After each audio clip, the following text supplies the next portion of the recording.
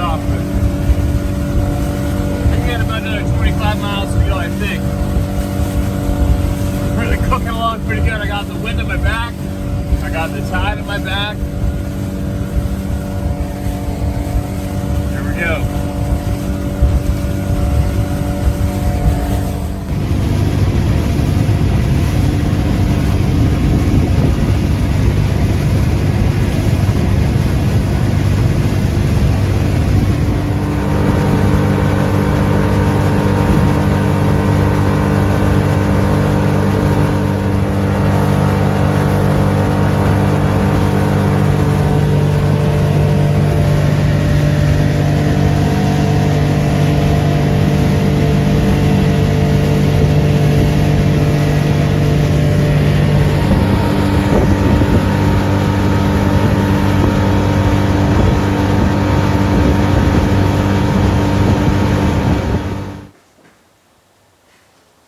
Goat fights. I don't know what's going on with those goats, man, but the one of the horns has turned into a real prick.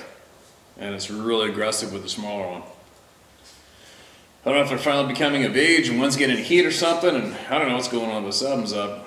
Now we got another little baby goat coming. And I think we just had 30 eggs in the incubator for chickens, selling a bunch, and 24 of them went smooth. And then during that process, because you got all these baby chicks in this incubator going bonkers in the house, and every cat in the house and animals gazing at it, like the big cat knocked the lid off of it. And I guess it's supposed to be a certain temperature in there and humidity. And what Sarah, who grew up on a farm, and her brother's an aviary, has a massive, huge live bird collection, I'll call it. He's got everything: emus, chickens, peacocks, you name it. And I guess what happens is the membrane in the egg, it'll be dry, it'll be stuck to them, and they'll just start to get cracked out of the shell, but it's too hard, it's too dry, they can't do it, and then they die. So we watched 2 die, and then it gets to the point where it's like, all right, they need a hand if possibly going to make it. I think we had 4 that we busted out, and I made a video of it. I put it on the other YouTube channel. It was pretty bizarre to watch. And one's a little giblet. It's got his eyeballs almost out of his skull, but there's still skin around it. You know, eyelids, I guess. And his beak's a little off cut. And everybody's going, he's not going to make it. He's not going to make it. I'm like, he's going to make it. So we chipped all the little babies out of those 4 eggs, put them back in the incubator. We just took off the whole day, and sure enough, they're all bouncing around. They're going to make it. So it'll be interesting to see what old Squint's going to be like. We might nickname him Squint. Hey, quit it. Quit chewing on that.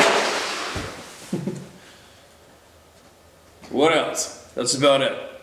And I got a whole bunch of voices to be heard. Obviously, I'm busier than hell. Lots of boat shuffling and moving to do. Had to leave Barkley Sound in a storm the other day, and then the water flattened out nicely.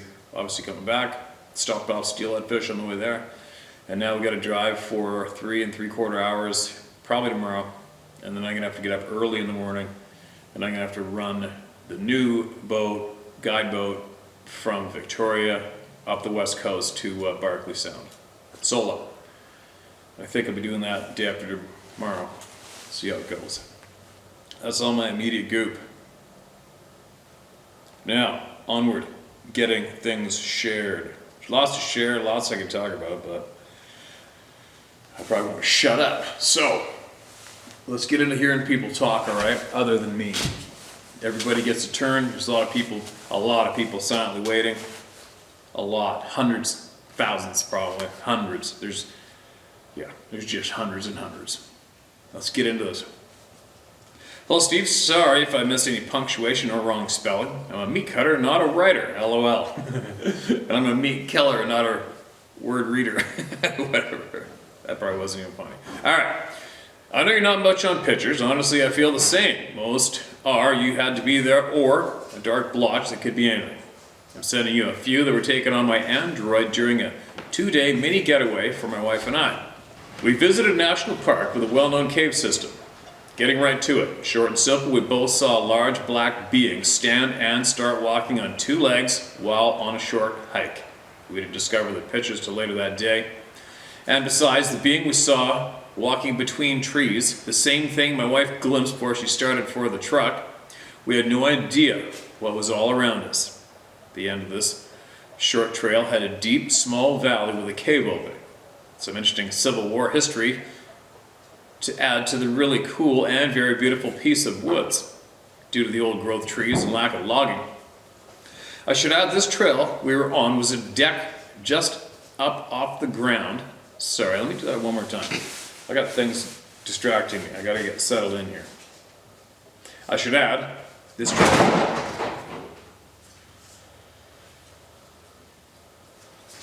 This trail we were on was a deck just up off the ground and 5 to 6 feet wide. Very nice for the wife, not having to worry about ticks. Not my normal trail, but it was nice and easy. Where the deck/trail came to an end, I had noticed a black spot on the opposite hill across a small valley that at first I thought was another small cave opening, or maybe a stump. Almost immediately, this stump/cave opening started to move, as in getting up and walking on two legs through the trees to the tree it's standing beside in the picture. In all, maybe 50 yards, I saw it move. I had learned from the previous day to steady my phone as best I could to get any clear pictures. So I had my phone rested on the deck rail above the cave opening and took a section of the pictures, not knowing if I got anything. And while this is happening, my wife said we need to leave, and we started to leave now. The sound of her voice let me know she was as serious as a heart attack, and I better do exactly what she wanted.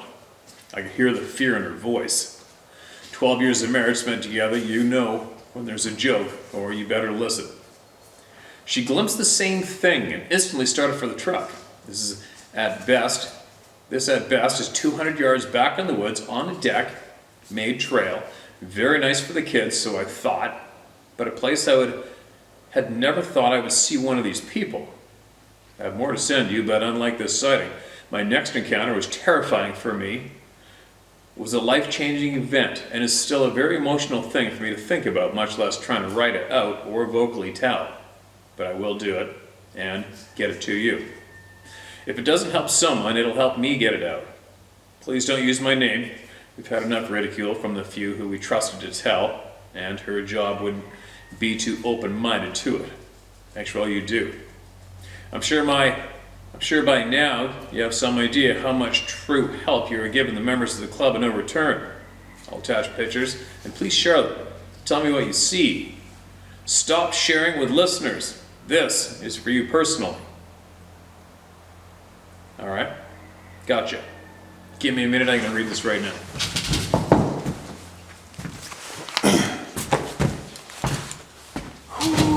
All right. There's almost the exact same amount of email left over just for me to know from the people who just sent that. And so, my message to the person who emailed this in, first off, thanks for that, obviously. Thanks for sending it to everybody here. And whatever you want to share with me next, go ahead and share all you got, all right? Share the whole 9 yards, especially if it's going to help you out. And yeah, you're right about the pictures. I'm not a big fan of photographs myself, but that, I guess I've accepted the fact too that doesn't make it for me to decide what all you guys don't get to watch, right? I'd be a bit of an asshole to do that, right? So I'll share these here with you guys, take from where you will leave it. And the man who emailed this in to us has promised to go take some pictures of himself at the same distance from the same spot. They did a few things. They put some GoPros hidden on them, facing backwards and all sorts of other stuff, and they went back to this place more times. So anyway, yeah. Send me all you got if you want. If you want to share more, if it helps you especially, then keep sharing it, all right? But more importantly, though, would definitely look forward to seeing pictures of you in the exact same places where you sent these photos from. And another thing too, a message to everybody out there, I honestly do not understand myself, and I'm not being a dick, I'm just saying this with absolute innocence, honesty, is I don't understand why people so commonly take a photo, can't you see it's right there, blah, blah, blah, but they never put somebody where the subject was for reference. Like probably what, 9 times out of 10, people don't do it. I don't get it. Same with video clips. Even the people who are the most popular in the video and Sasquatch video and photo department, they don't do it. Why? Right? Anybody who has ever taken any kind of photograph of these things or other things they want to share with the world, it should almost be as mandatory as pressing the button on the camera is you getting somebody to go stand at the exact same spot where the being was and where you took the picture from. It's funny, that almost reminds me of hunting because I, as a rule, pound it into people.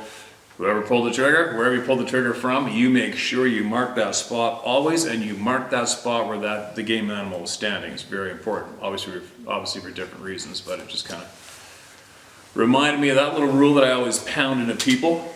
But anyways, I'll be looking forward to hearing more from you, man, especially those additional photos that you're going to share with everybody through me, okay? Now, let's get on with more. What do you got here? This is titled, it's from our friends in Australia, I don't know what's the worst place to be right now, Canada or Australia, for having all of your freedoms, most of your freedoms being systematically taken away. So whoever is in Australia watching this channel right now, I send you my best wishes and encouragement to fight like mother effers to correct the wrong that's going on down there and here. Anyways, get back on track. Let's listen to this. This is titled, Yowie Encounter and More from Australia.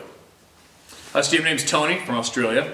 I don't mind if you mention anything from this email. I'd like people to know these things exist, and like the Sasquatch, the Yowies are real. This email is really to try to get my head straight and tell someone that won't take the piss out of me. Take the piss out of me. An Australian, that's razzing the shit out of you. Firstly, apologies for the length of this email. So much to say, and I really need to tell someone about this, and a huge thank you for what you're doing. No problem. We can't do this without you, alright? So let her rip. At the time, I was living on the Central Coast, New South Wales, Australia. I just wanted to give you this small encounter, not nearly as dramatic as some you must hear, but I feel all encounters should be shared to make people aware of what's out there. And I did send a report to an Australian Yowie group, but I guess it didn't have the wow factor for YouTube clicks, so I was given the cold shoulder. I don't care if people think I'm nuts. I'll tell the story to whoever wants to hear it.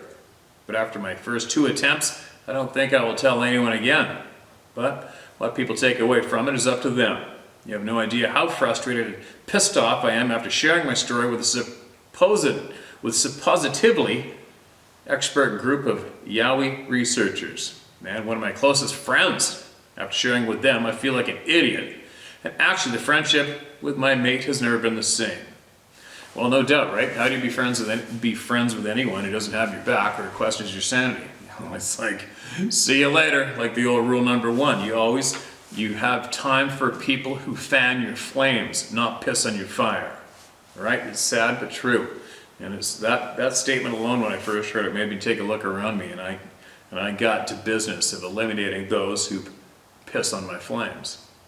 It's a good one, but this is the right place for you to share, all right? And I don't want you to quit sharing. I don't want you to quit telling the story, okay? Don't let them win. That's letting people win. Now, from the beginning, as mentioned, I was in the Central Coast, NSW, Australia, and had an encounter in one of our state forests, Strickland State Forest. I grew up in the bush hunting and spending every second I could shooting rabbits, foxes, kangaroos, feral cats, etc. So I know what sounds these animals make. My encounters was with my son and my wife. Went for a bushwalk one morning a while ago, July 2020. Not a lot of people out as it was early and a bit cold. The ground here is mostly dry leaves and sticks, and being quiet is impossible unless you're on the dirt trail. As we're heading down a trail behind me to my left, I heard what sounded like someone pacing us in the bush, which both myself and my wife noticed, and given the terrain, a person would need to be nuts walking in that area, and you simply couldn't walk that fast in there if you could walk at all without sliding ass over head down the embankment. It was bipedal, no doubt, and the steps were long and heavy. Its steps were like its steps were like one of its to 2 of ours, which was made me take notice. No doubt. I wouldn't say I was scared, but I was concerned. I've heard that one before from my grandfather. It was some hobo living out there that was looking for trouble. We stopped, and the steps stopped. It then went quiet for about another 5 of our steps. Then it seemed to have crossed the track behind us with a large bound, and I heard it land heavily with 2 faster steps to follow, like it was hurdling some obstacle. And now was our right, and now was on our right, again pacing us. I kind of knew where it was at all times, so I was trying to slow down. I let my family get a little ahead, so if there was an incident, and I was the target. They stopped a little down the trail to wait for me. I knew it stopped when I did, and roughly where it was, so I just started taking photos with my phone all around the direction I thought he was, without looking directly at it. Not knowing what I may have captured, if anything, until later when I got home and uploaded the day's photos, and lucky enough caught what I can make out of something peeking over a fallen tree exactly where I felt it was. It's not the best photo, but you can clearly see its brown woolly head, bridge of his nose, and one black/brown shiny eye. It didn't look the typical patty type. It resembled more of an Ewok, for want of a better term. So I went back to Strickland the next weekend with my wife to see if the whatever was peeking over the log was something that looks like what I photographed. I expected to see a branch trunk, bark, anything that would explain the thing in my photo, but it was no longer there. So I went up to where it was, and there is a large rock with the log you see laying on top. From standing behind, I could not be seen by my wife. Holding my cap up at full arm's length, she still couldn't see it. I had to hold my cap on a stick probably a good 3 to 4 feet in the air above my head until she could see it from the location where I originally took the photo. That's pretty big.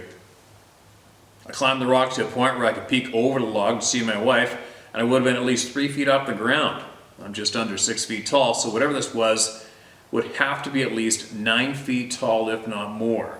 The palm fronds up there were all flattened where something had been standing there a lot, and this location where it was peeking from would only be 20 feet or so from the public walk trail.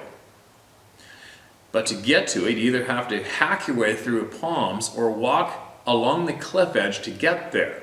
Not something the average person would ever consider doing. And all the dry palm fronds are as slippery as hell. And Strickland Forest is a pretty sketchy place to walk off the trails at the best of times. I've been on all the walking trails throughout this forest many times and know this area really well. In frustration, I found a contact for a group of caretakers for the forest, basically a group of volunteers that maintain the tracks of BBQ areas and so on. Telling them not all the story, but just bits to see if they would come back to me with questions on what I saw. Didn't get an answer for over a month or more. Then one day received a phone call from out of the blue from some government department asking me what had happened and who else saw it. He seemed genuine and almost like he knew of other cases. His line of questions, we too spot on for just an inquisitive person taking a report. When I told him I had photos of what I believe was watching me, he almost lost his shit. And asked if I had sent them to anyone else, and would I send them to him? No problem, I said. All I want is to be put in contact with the local Darkinjung Aboriginal people. I'm sure they know all about this creature. He was happy to oblige, but surprise, surprise, I was never contacted. Now screw him, don't need him. And this is where it gets strange. And this part only happened to me 3 weeks ago. I've been listening to many of your stories and I keep thinking about the mind speak, so I went back out there by myself, back to that location, started saying in my head, I know you're here, where are you? I just want to know I'm not going crazy. And of course nothing but complete silence. There's a large rock outcrop which overlooks a valley and you can see way deep into the park. That's just there sitting, thinking, you bastards are probably watching me right now. Scoping the bush, I kept focusing on this one part way down the valley. Can't explain why, but when I looked, there was almost the feeling I couldn't look away. When I did, I was immediately drawn back there. Now, I don't know if it was my imagination or what, but I kept thinking something was saying, we like it here. We are safe here. I'm thinking this is BS and going home. So I started walking back down the track to the car park. If you've ever been driving your car and you get to where you're going and you can't remember the driving there, then this is what happened. The next thing I remember, I'm sitting on a log in an area I really don't recognize at first, but eventually clicked as to where I was. I was actually about 5 kilometers away at the other end of the forest, and I don't remember getting there. I was exhausted, confused, and felt like I was going crazy. Looking at my step meter on my phone, and sure enough, it shows I was walking for almost 2 hours, stopping along the way, veering off the trail into the bush, and then continuing on. Steve, I don't know what I did for those 2 hours, or how I walked those bush trails without breaking my neck. And this is some pretty rugged tracks, waterfalls, muddy, slippery rocks, etc. I have to say I'm more confused over this topic now than I ever was, and I have no one to talk about this, and I can't stop thinking about it. I'll attach the photos. Feel free to share. I've tagged the photos with what you're looking at. Thank God for you, mate, and your channel, Tony.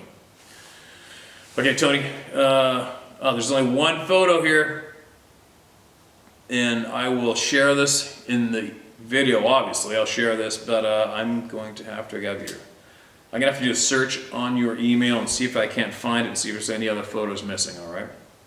Because what I'm looking at right now is just one photo, and there's no description with it, and I'm looking at some dark things with a red circle around it. Obviously, if I blow them up, I can't make out what that was because I wasn't there, and there's also not another photo of the same photo with you standing there.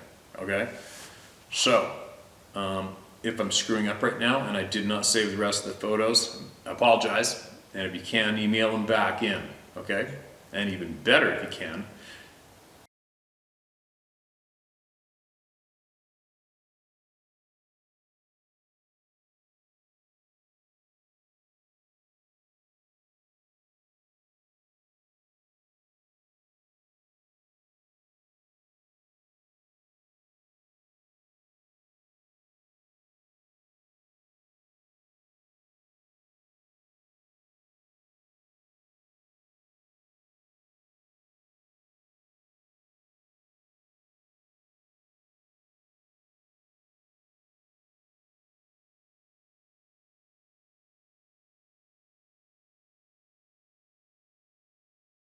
again, like I said earlier, don't ever quit. Don't quit because of what people say and do, all right? That's how they win, that's how you lose. I'm sure everybody's probably said that a million times growing up, all different topics, but it's true.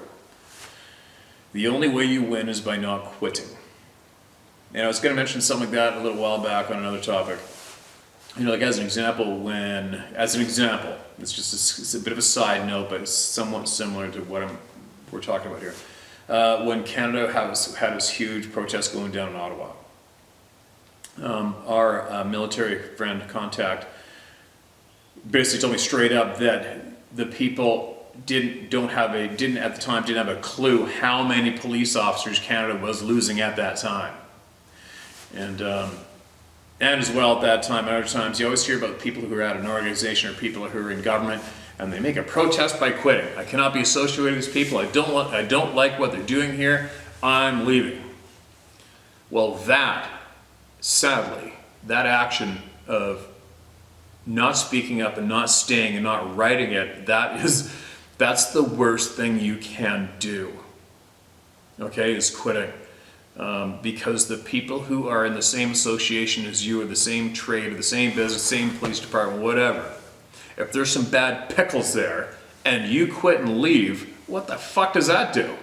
That ensures the bad guys rule, right? And then there's the other hard-ass part of me, my brain, that will also possibly go to the other point of, well, I guess you're the wrong person to be there anyways because you're a pussy. Right? You're too emotionally weak to stand up and fight and make sure the right side of the coin wins. So there's always that way of looking at it too, right? If you got it, and so I'm not directing this at our Australian friend who just wrote in. I'm just saying this is another topic that I was hoping to bring up another time, was to explain to people, you know what, if you are anywhere and you're surrounded by corruptness, whether it be your bosses or coworkers or whatever, and you think it's wrong, so in protest you quit, that does absolutely nothing. That's almost as bad as what the bad people are doing by being corrupt and lying and thieving and misleading people, etc. So we can't shut our mouths. We can't walk away. We can't shut our mouths ever. It doesn't matter what the topic is. You can't do it. All right? Those positions need to be filled by people who are willing to stand up and fight those dirty, filthy pricks and replace them, not let them win. So, but sorry for going off on a little tangent, but getting back to our original email, our friend from Australia, do not ever let anyone make you feel that I'm not sharing this ever again. Screw that, dude. Don't do that ever. Don't do that ever. You come here and you share it, and you're going to come here, you're going to find like-minded, very intelligent people here. There's a shit pile of very, very confident, kind, hardworking, intelligent, kick-ass people are on this channel. If you haven't realized that yet, it doesn't take too much time to figure that out. It's very good. This is a very, very good place here. And the good people here outnumber the bad probably by 99.999 to 0.00001. All right? How's that for my Tony Robbins motivational speech? All right, moving along. Let's get some more voices that need to be heard. Make sure they're heard loud and clear. All right? Here we go. All right, so this next one, I may have read this to myself first possibly, or maybe I shared it previously. I'm not sure. So again, if I shared it before, oh well, you're still getting your money's worth for the ticket you spent to get in here, all right? Damn goats. Okay, listen to this. This is called Steelheader and Believer. Hello, Steve. You can just call me Bug Nuts. My steelheading buddies always do, thanks to my preference for fly fishing. Where I go after steelies in Washington is pretty remote. The fish are almost all wild, and to say I usually fish alone is an understatement. Same with me. In my 4 decades of solo hikes and wades, I've had a bunch of weird experiences, 2 of which I absolutely consider encounters. I'll try to keep my story short. The first happened in 2011 on a river near Mount St. Helens, which I know has a storied past as far as sightings. I hiked up a logging road about 1.5 miles from my truck, intent on wading and fishing my way back downstream to what we call the honey hole. I caught and released a nice steelhead up high, so I was that much more excited to get there. I hooked a big bright hen at the top of the hole that went ballistic with runs and leaps, but I was able to land her and get a great pick before release. As I checked my hook and readied my gear to continue working through this stretch, a big rock came flying from behind me and bounced around on the freestone boulders between my spot and a stand of 10-foot high willows about 50 feet away. I froze and peered into the shadows, listening for any sound and watching for any movement. I knew I had the river entirely to myself, as it was a weekday, and I hadn't seen any trucks or people on my way in. It was eerily quiet, with no leaves rustling and no birds chirping. I felt strongly that I was being watched, as my heart began to race and the hair on my neck stood up. After a few minutes of observation, I decided to get back to my fishing, even though the feeling of being watched had not left me. I settled down and got my focus back to the task of finding other steelhead, even as my head was spinning with what the F's. About 10 minutes later, as I had reached the midpoint of the ripple, another big rock was thrown from behind the willows, this time crashing into the knee-deep water near where I had been standing only minutes before. The best description I can give of the sound of that splash would be like a shot put dropped from a high dive. I freaked out. First, I shot a glance back toward the willows, and when I didn't see anything, I quickly secured my gear and started moving downstream. On sheer adrenaline, I waded across the river at a spot I normally wouldn't even try normally, but it was the fastest way back to the logging road. After climbing a steep bank on the other side, I literally ran the whole way back to my truck, in my waders, boots and all.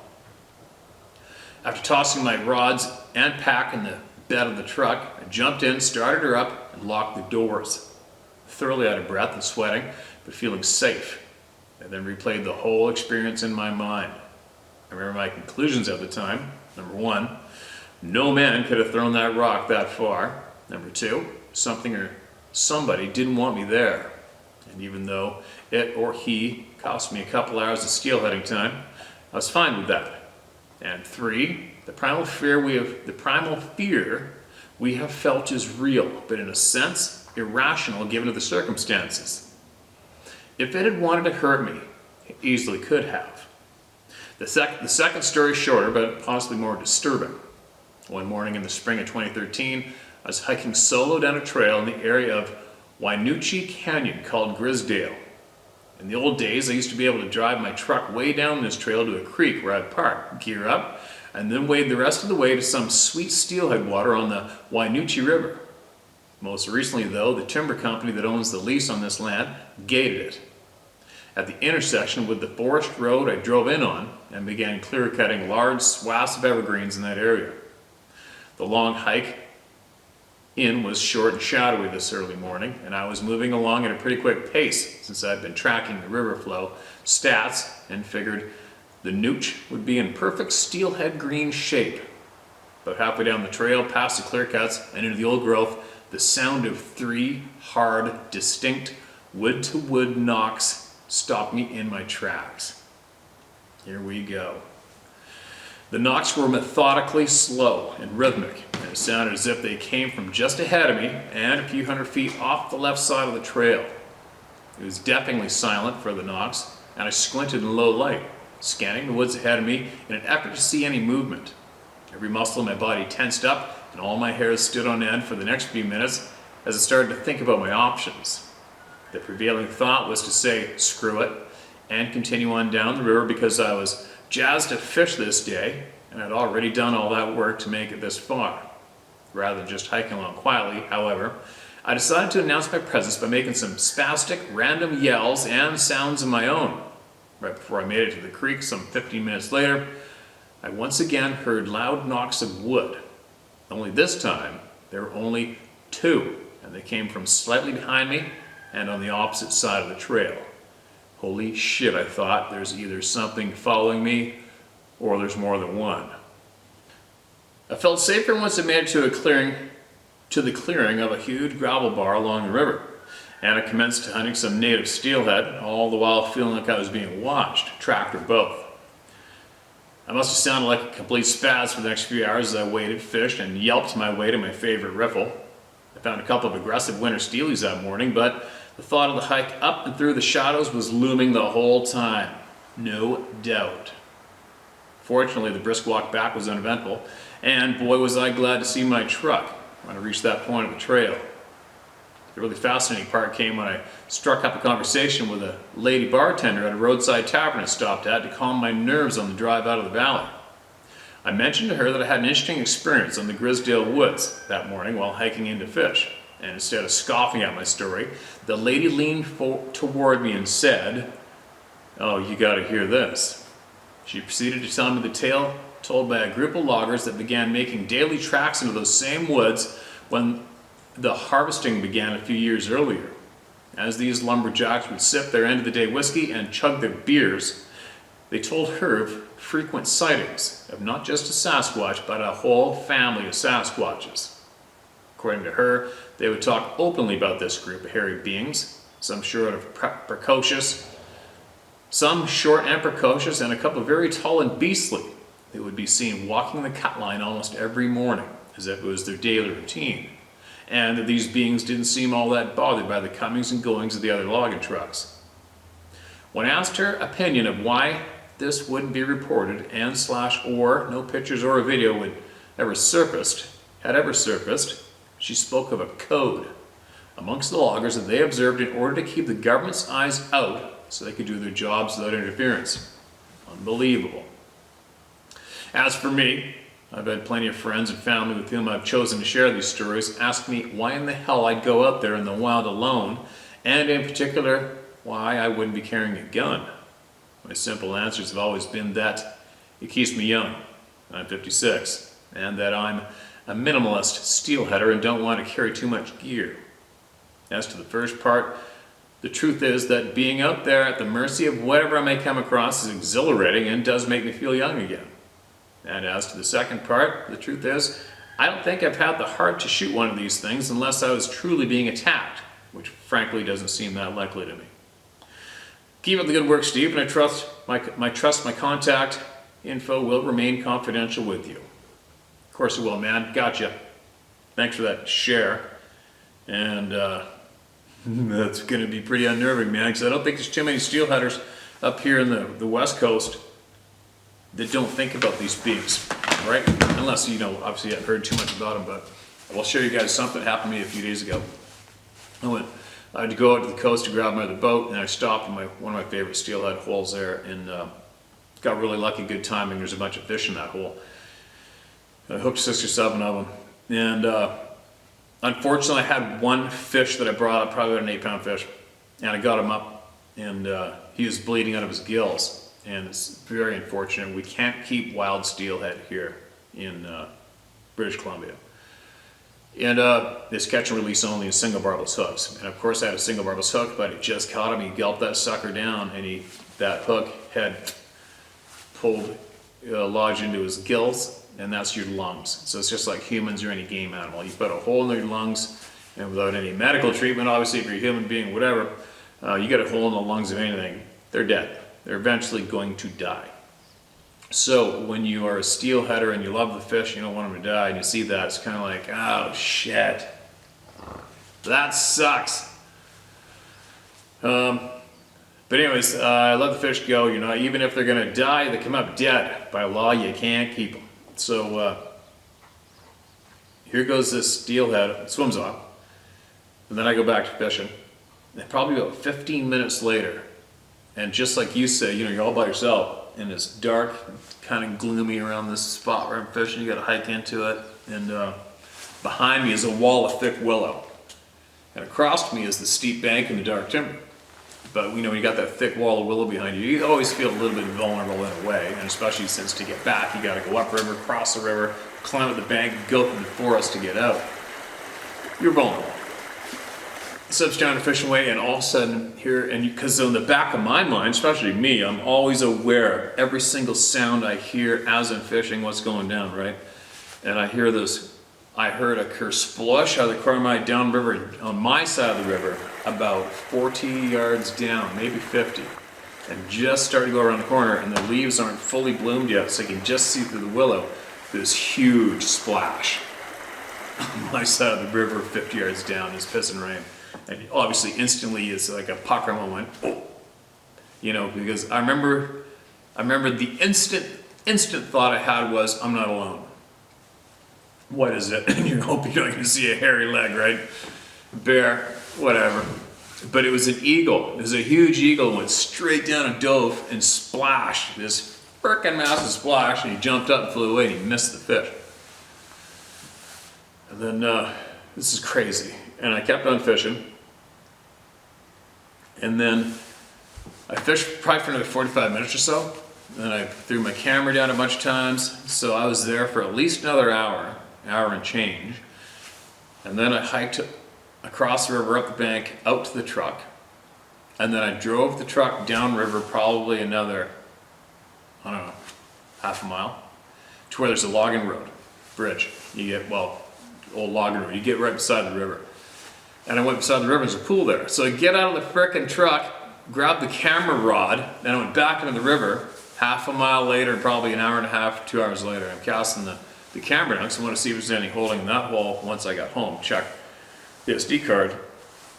Excuse me, and I heard a kerbloop behind me. And turn around, here's the steelhead that I caught over an hour and whatever ago, half a mile up the river. And he's basically tumbling down the river, 3/4 dead, unfortunately, and I literally spun around and grabbed him with my hands. What are the chances? But anyway, you know, it's a tough one. I intentionally killed and ate a steelhead the last time for me was over 20 years ago. It was a hatchery fish. I don't even kill hatchery steelhead. So it was really unfortunate, and it's a tough one, right? It's like you don't want to waste it, but anything that dies in nature isn't wasted. So I I put them up on the bank in full view of the eagles. Guaranteed an eagle came down and grabbed them. And this is a pretty trying time for eagles, especially because it's in between salmon runs, a long winter scavenging. And springtime is a real tough time for any species normally that doesn't hibernate, right? But how's that for a fish story? Crazy, right? But anyway, thanks for that email, and I know exactly how you felt, and I am right on the same page as you, as when we are out there in the middle of nowhere, steelhead fishing alone, by ourselves, and we got the sound of the river around us and everything. And sometimes you just know, right? You just know you're in the zone, and you just hope that today's not the day. I always think that. I always think, I just hope today's not the day, because I know I know that I am going to have that potential face-to-face again. I know I am. The math points that way, and especially with my past experiences, what I do, what I make sure I do anyway. I know I'm due, and I know and I expect it to happen. It's just when each time I go, I always say to myself, I hope today's not the day. I'm just not into it. I just want to go fishing, or I just want to go hunting. I just want to enjoy this time. Just leave me alone. You know what I mean?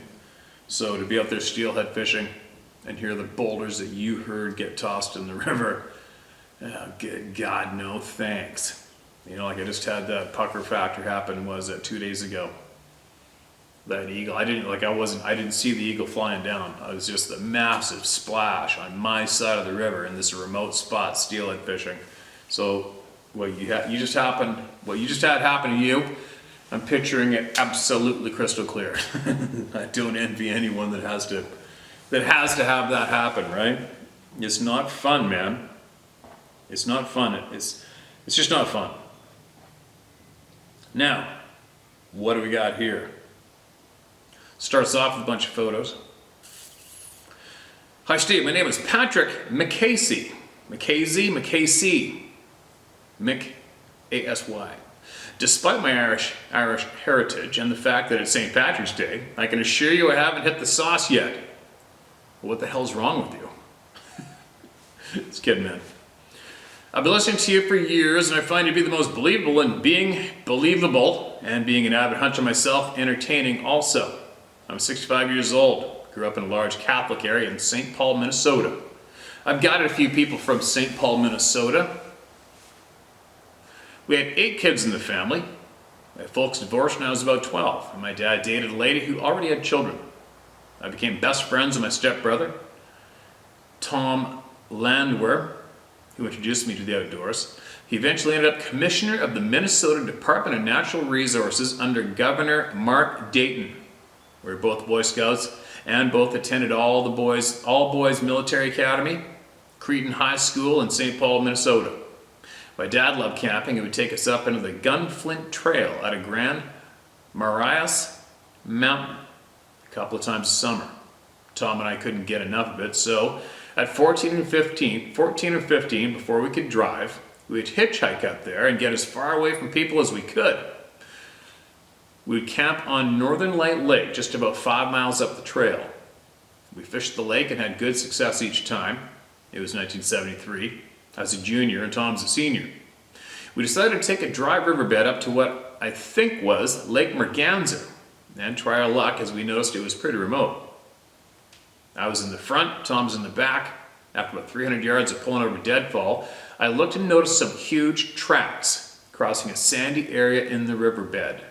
The creature was bipedal, and I'm guessing the tracks would be at least 18 inches long. I said, Tom, you gotta come up here and look at this. He came up and we both said, what the F? I said, who would put on big bird shoes and come way the F out here in the middle of nowhere to do this? They seriously look like big bird footprints. The stride is about 5 feet between the tracks. They look fresh, so I decided to see what my size 12 and 145 pounds would look like next to the track. I sunk about half an inch. These prints were a good 3 inches in the sand. We went through the usual big animals we knew of, and nothing made any sense. As either Tom or I said, do you smell something? I said, I sure do. It smelled very musty and stunk like a bear or a moose. One of us responded, do you feel like something's watching us? Response was, hell yeah, let's get out of here. We brought the canoe back to the lake and settled in at camp and pretended to sleep. This happened before any Bigfoot shows were aired, so we were dumbstruck. The weekend we got home, there was a show on Bigfoot, and some of the casts shown were of a 3-toed Bigfoot. We tried calling each other as we lived in separate homes, but couldn't get through. I was in Lake of the Woods getting in some walleye fishing last week with some of my other retired Creighton buddies with some success. Got a nice 29-inch. On my way back to White Bear Lake from my buddies north of Millie Lax Lake, I was talking to my wife when I noticed something walking upright in a tree line about 200 yards to my east. It was big and dark. I told my wife I just saw a Bigfoot and turned the car around. As I stopped to take a picture of this thing, it had squatted down. I took a picture of it across the field and zoomed in after I took it.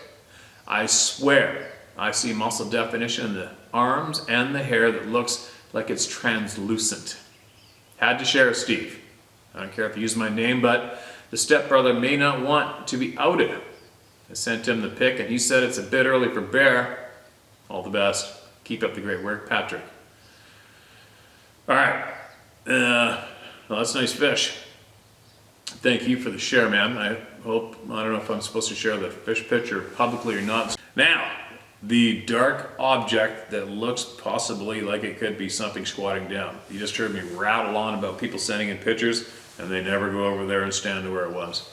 So, if you will, when you get a chance, could you possibly go to where you took the picture from, send somebody over there to that exact same spot, and we'll see if the spot's there, and if not, we'll also see how big it actually was compared to a human being, right?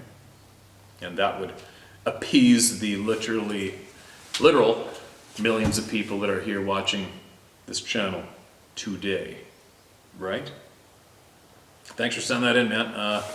Man, I'm gonna have to go back and find that name that you mentioned and make sure I didn't mention it, which kind of sucks. And that's another thing too for everybody else listening. If you have any details that you don't want made public, don't email it to me, all right? And if you do, put it in the very beginning of the email so I know right away, okay? And that'll be that just makes life much more easier for me, okay? Now, what else do we got? Let's go with this one. How big is this? I gotta get going. We're gonna take Sarah out for early Mother's Day dinner tonight because I'm gonna be moving the boat. Anyway, no more babbling. Listen to this. One more and then I gotta get going, all right? It's titled Sasquatch Sighting. Hi, Steve. Here's one of a handful of stories I have of my venturing in the forest on New England. I live in central New England, where not much of an importance happens. Been here all my life and never felt while hunting, fishing, or hiking, my life was in more than usual danger. We have black bears, which normally aren't a problem, and moose that are docile until rutting season. Even the moose present a very minor danger. Bobcat, often seen along with the gray ghost, otherwise known as a coyote. Here, coyote are rather small, and not to be compared with others I've seen in Washington State. New England seldom presents dangers from wildlife. So all my life, venturing deep into the forest was safe, and safer still with a Winchester 94 30-30 in my hands. I believe in being prepared. What happened on September 23rd, 1998 has stuck with me like pitch on a tree. I was walking alone with my trusty 30-30 and metal detector to a spot I found while hunting public lands the year before. It was a few miles from nowhere, and being a tad poor, I had to walk the whole distance. No ATV for me. So down old logging roads and trails and across streams I went. Along a brick wall I had found a depression in the ground which once had been a cellar for an old homestead dating back to the late 1700s. While metal detecting this day, I found an old spoon and buttons that date to the site to the aforementioned time. It was a good day. For the first time in years I found a little peace. There's nothing like deep depression to kick the crap out of you. And nothing like the woods to calm you. On my way back to my car, as I approached a stream I crossed earlier, I saw in the corner of my eye something upstream. I looked to my left, thinking what I was now looking at what had to be a black bear. I drew closer to the water so I could get a better look at it. And that's when I realized this was no bear. I could see long arms that went supporting. I could see long arms that were bent, supporting a large upper body and head. It was crouched down, drinking from the stream, and even seemed to put its entire face in the water, shaking its head, possibly to rinse off a little. As a hunter, I've learned to challenge what I see. Before raising a rifle on a deer, I ask myself, am I certain this is a deer? Am I certain where this bullet will go if it passes through the deer? Is there anyone in or around the line of fire? This thing picked up its head, turned, and looked straight at me. Yep, not a bear. He stood up facing me. I could see it clearly was a he. He must have stood somewhere between 10 and 12 feet in height. Long arms that hung midway down by his massive thighs. He seemed a little body tall and legs short. His shoulders made Shaquille O'Neal look sick. I could see now this Sasquatch, could potentially kill a grizzly. I don't know how long we stared at each other. I was completely in awe of him, the wonder of it all. He took a step to his right and entered the tree line and disappeared. I'm not sure if I was insane, delusional, hallucinating.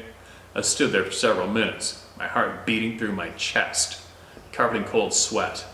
I slowly walked to the spot where he was crouched down with my Winchester in my hands, after I convinced myself I wasn't crazy.